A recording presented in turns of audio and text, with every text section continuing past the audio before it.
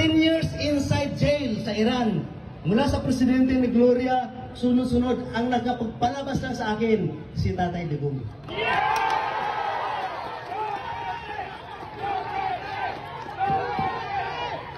Alam niyo po yung Red Diamond na libro na sinulat ko? Ako po yun. Sapagat tayo mga Filipino, buhay natin parang diamond yan kahalaga. Sabi mo sa katabi mo, parang yung diamond sa akin. Ganon kahalaga nung nakita ni Tatay Digong na yung kaso ko sa Iran, inosente, kaya siya mismo nagpakawala ng 5 Iranian parang iswap ang ulo ko.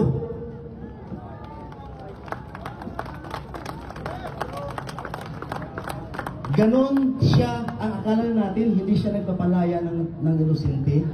Ang nakatatak na mga anti-Duterte, ang dami niyang pinapatay. Hindi po, basta't inosente ka, si Tatay Digong nasa sayo. 7 months sa death row, kumakain ako lahat ng nilunok ko, parang buhangin ng nilunok ko yun. Pero nakalaya ako doon sa death row, dahil sa isang Iranian tumulong yun sa akin. 10 years jail from death to life sentence. You know what? The life sentence in Iran is a life. You have to serve for the life for the rest of your life. Meron bang mga Iranian dito?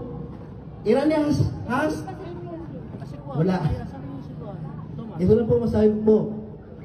Kung ako natulungan ni Tatay Digong sa isang Pilipino, pinagpalit yung 5 Iranian, hindi lang yun na-expose dahil yung mga crime ng mga Iranian, big crime, pero ni-sacrifice din yun para lang iligtas ako.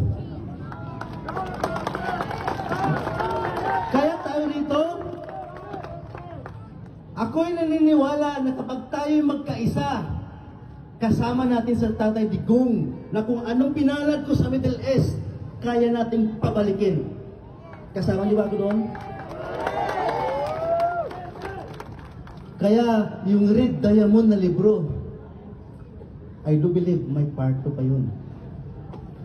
Maraming salamat po. Ito lang gusto ko ipahayag sa inyo na si Tatay Digong ang talagang tag-iisang bayani sa lahat ng mga naging presidente ng Pilipinas. Maraming salamat.